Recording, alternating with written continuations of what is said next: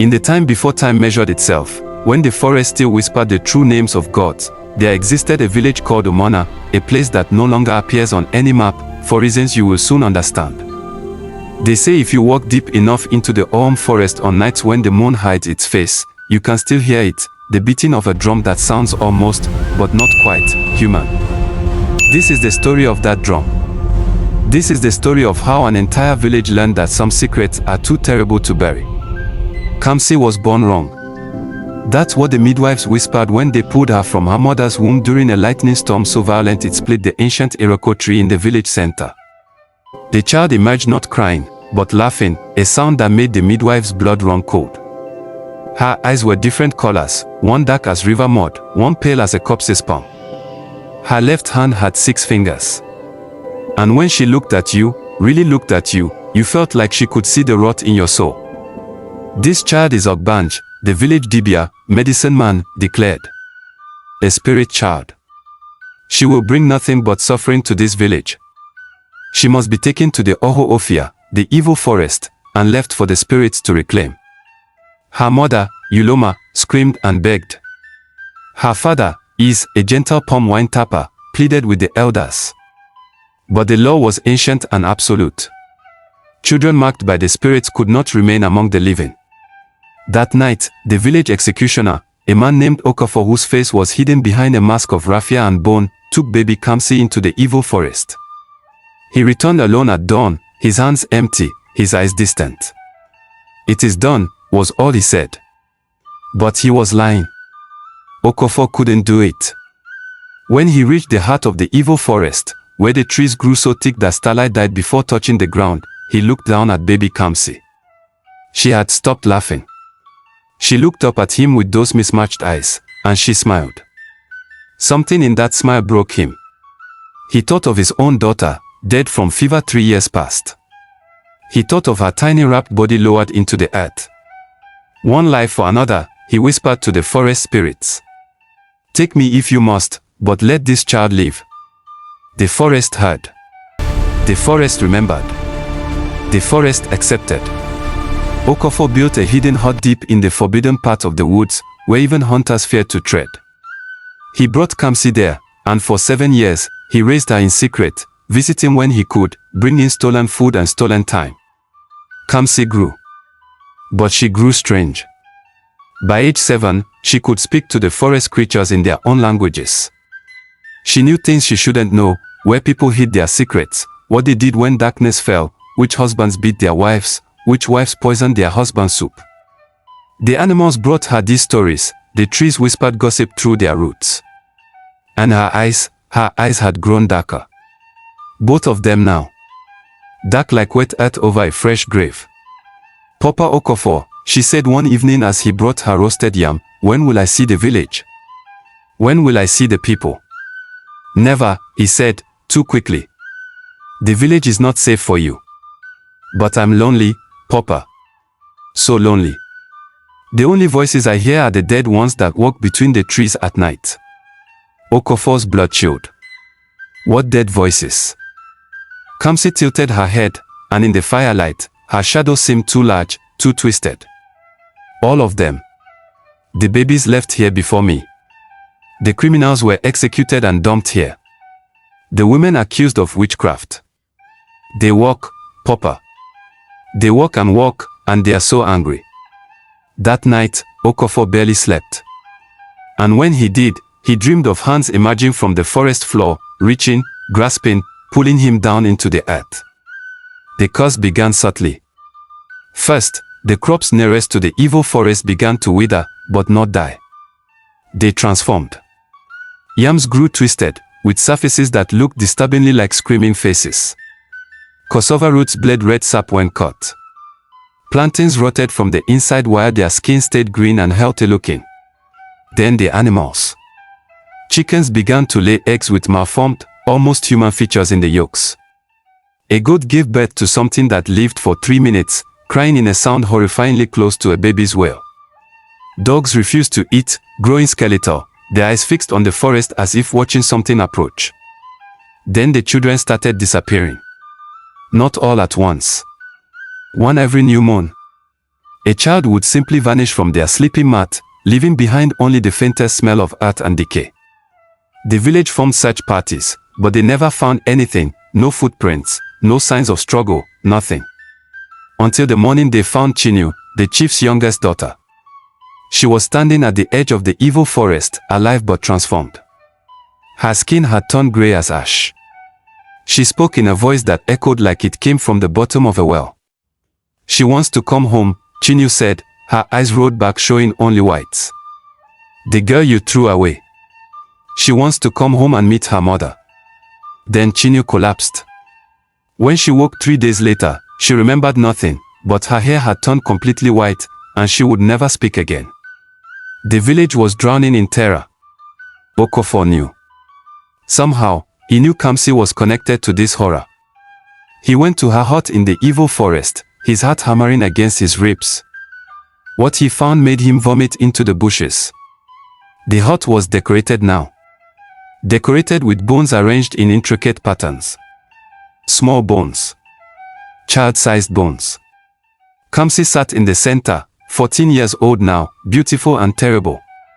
She was weaving something from human hair. Papa Okofor, she smiled. I've been making friends. What have you done? His voice broke. What have you done? Only what you taught me, Papa. You said people threw me away because I was different. So I found the other thrown away things. The forgotten children. The murdered wives. The executed innocents. We are building something together. A family of the unwanted. She stood, and Okofor saw that she cast no shadow despite the firelight. I'm going to the village, Papa. My real mother is there. The one who didn't fight hard enough to keep me. I want her to see what her abandoned daughter became. Okofor ran.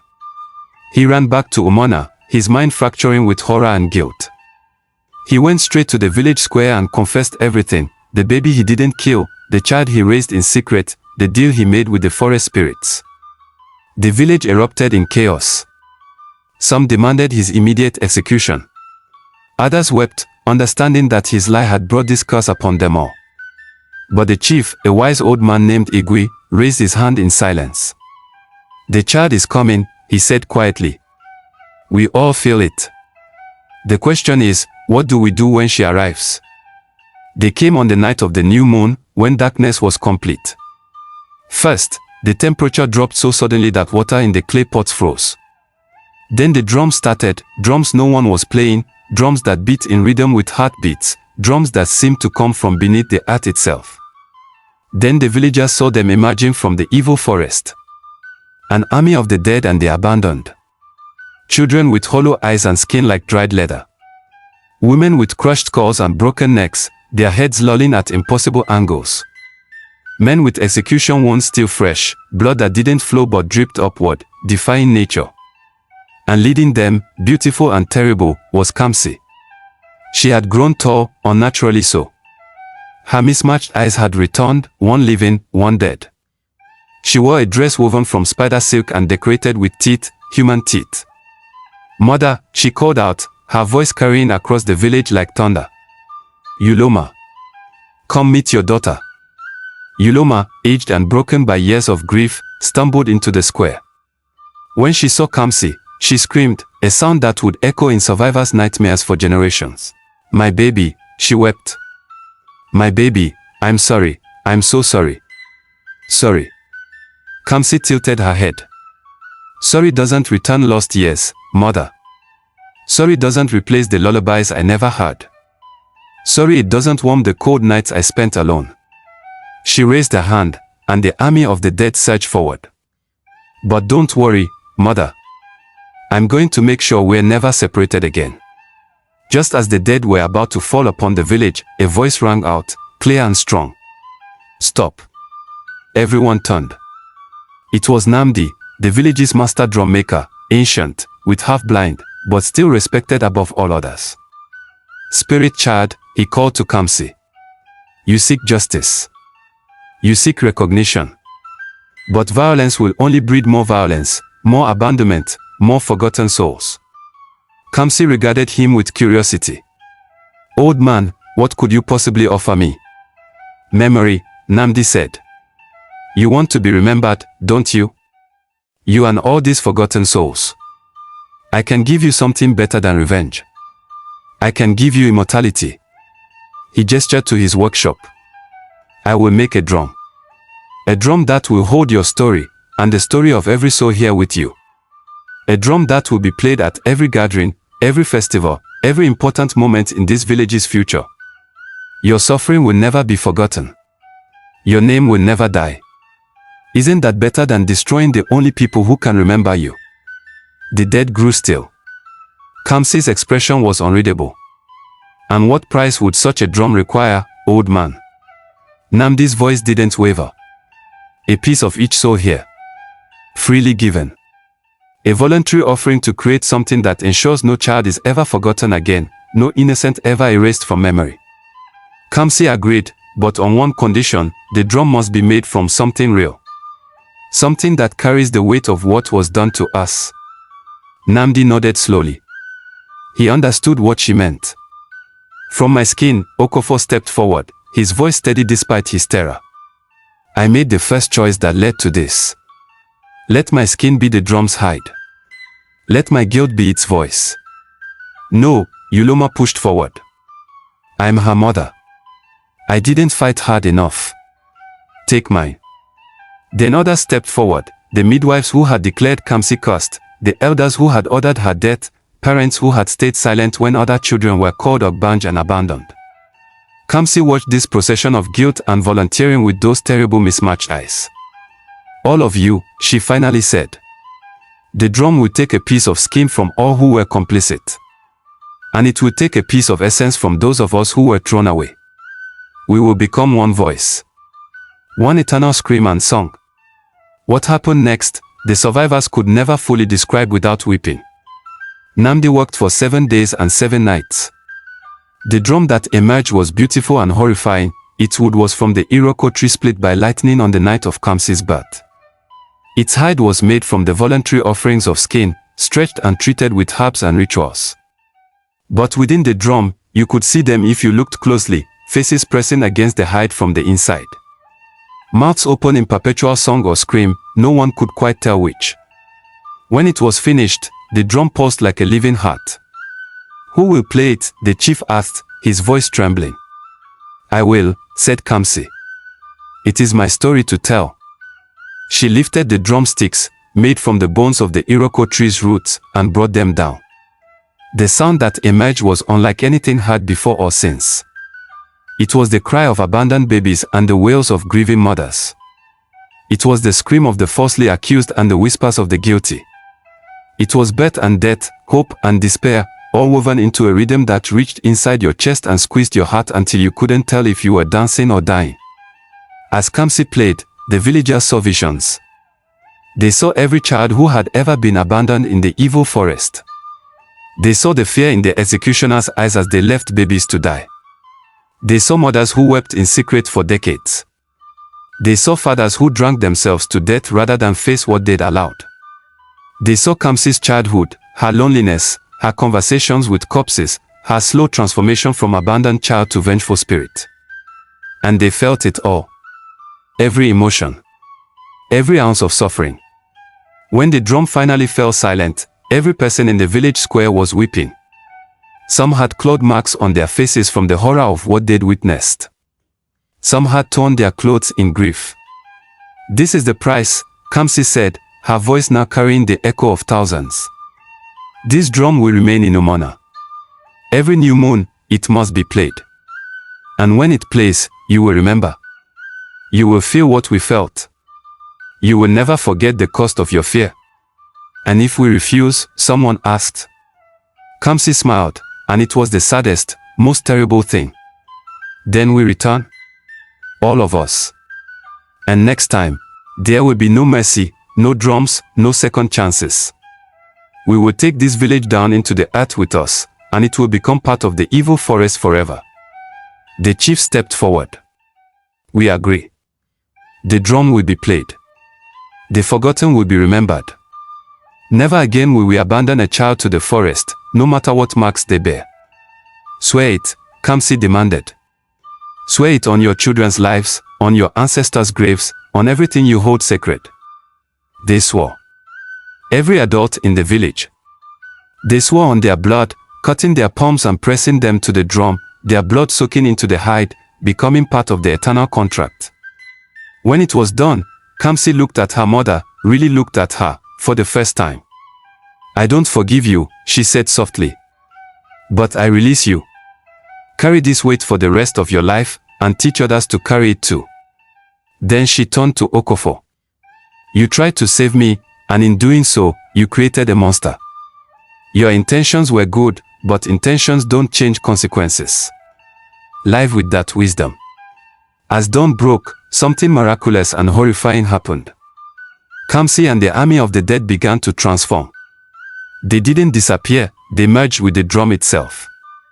Their essences, their stories, their pain and power all flowed into the instrument like water into a well. The drum grew heavier. Its voice grew deeper. And if you pressed your ear against it, you could hear whispers, names, stories, warnings, songs. Kamsi was the last to merge. Before she did, she spoke one final time. I was born to teach you a lesson. Remember it, every abandoned child becomes a ghost. Every forgotten soul becomes a curse. Every act of cowardice echoes through generations. The drum will ensure you never forget.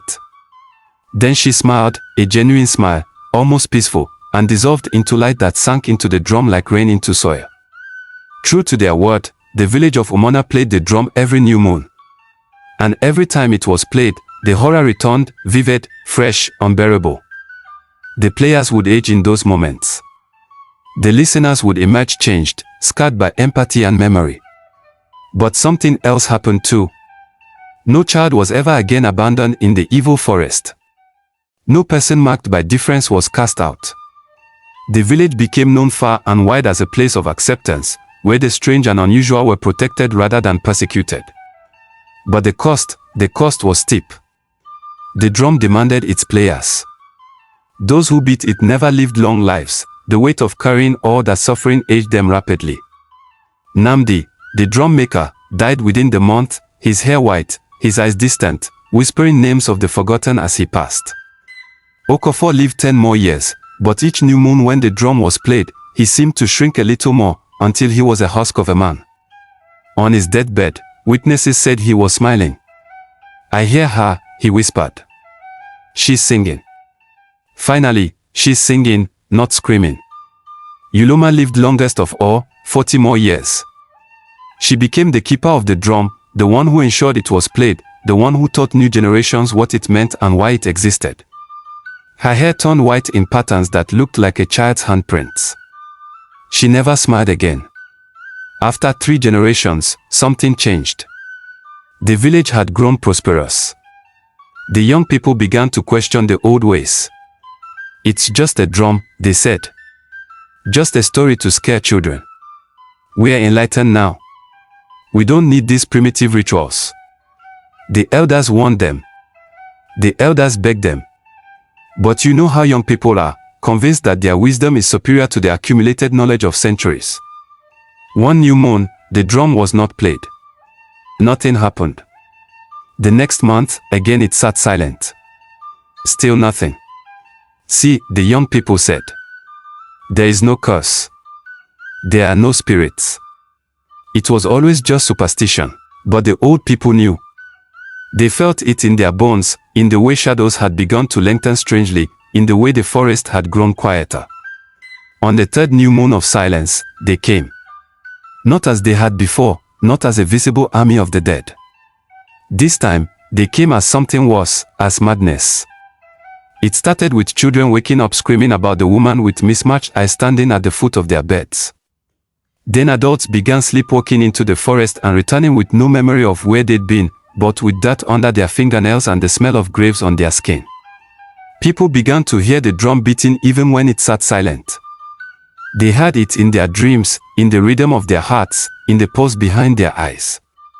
And then, on the night of the 4th forgotten new moon, every child in the village sleepwalked into the evil forest. The parents pursued, desperate, terrified. But when they reached the forest edge, they found the children standing in a circle around a figure. Kamsi. Or what Kamsi had become. She was ancient now, ageless, her form flickering between solid and smoke. Around her stood the other forgotten ones, more of them than before, generations of abandoned spirits, growing in number, growing in power. You broke the covenant, Kamsi said, and her voice was the sound of earth settling over coffins. You forgot. And when you forget the dead take what they are owed. Please, the parents begged. Please, we'll play the drum, we'll remember, we'll teach our children. Too late, Kamsi said softly. You had 3 chances. 3 warnings. 3 moons to change your mind. You chose to forget. She raised her arms, and the children began to sink into the earth. Not fast. Slowly. Inch by inch. Their parents clawed at the ground, but their hands passed through their children as if the little ones were made of mist.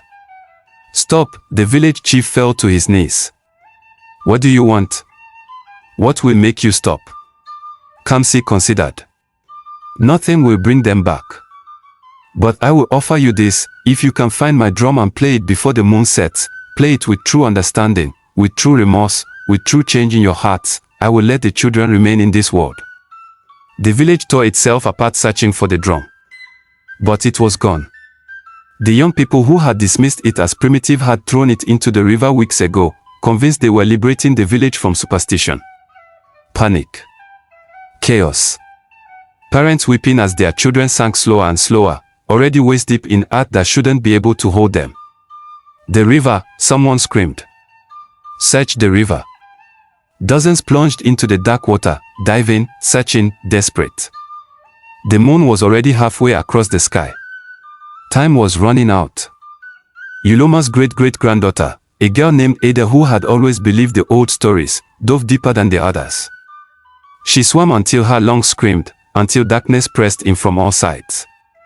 And there, wedged between rocks in the deepest part, she found it. The drum had grown. It was massive now, heavy as a coffin, covered in barnacles that looked unsettlingly like ice. When she touched it, she heard voices, thousands of them, whispering her name. With strength she didn't know she had, Ada dragged the drum from the river bottom. Others helped pull it to shore.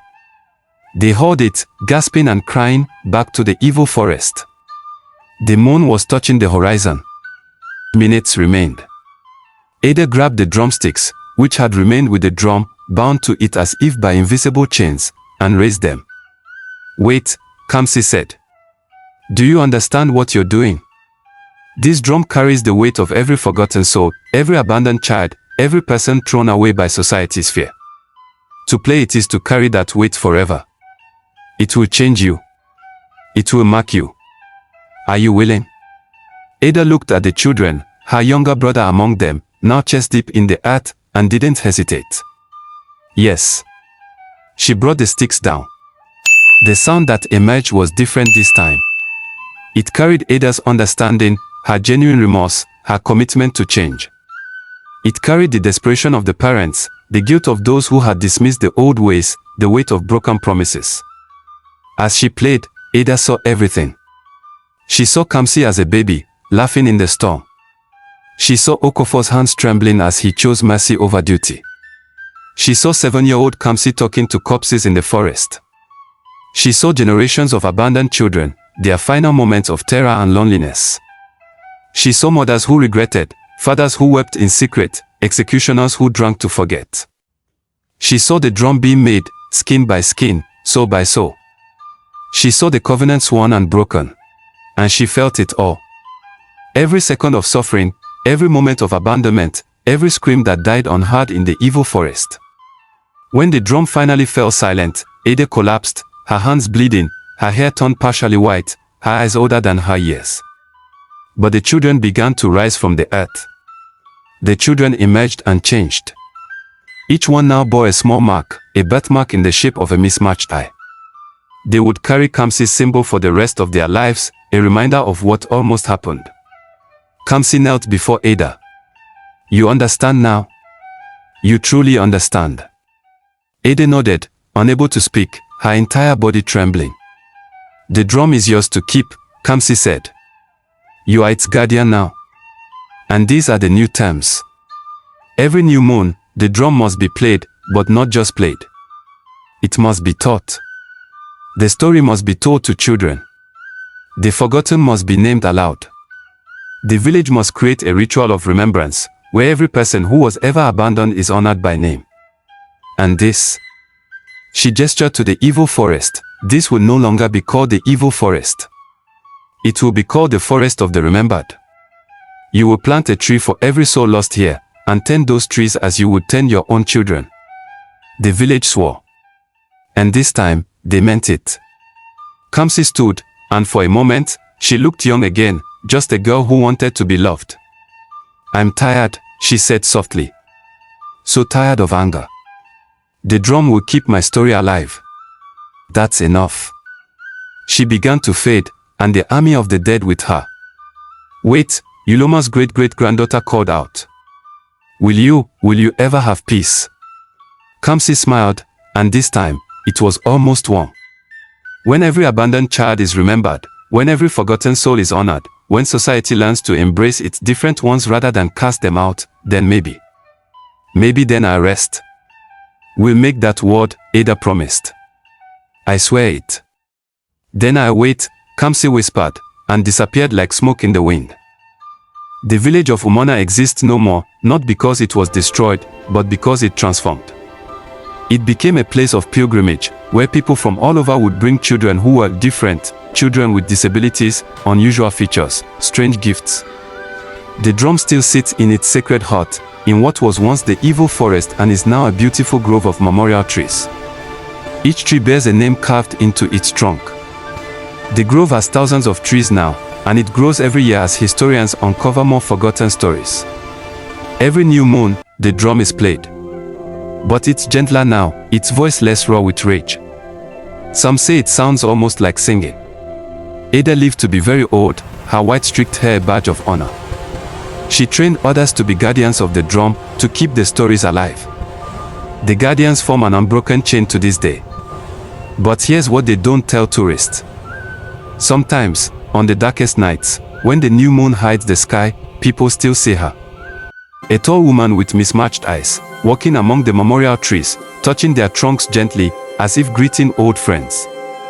And if you're very quiet, if you listen very carefully, you can hear her humming. It's a lullaby, the kind of song a mother might sing to a child. The kind of song Kamsi never got to hear when she was alive. Thanks for watching. Kindly subscribe, like, and turn on the notification for more amazing stories.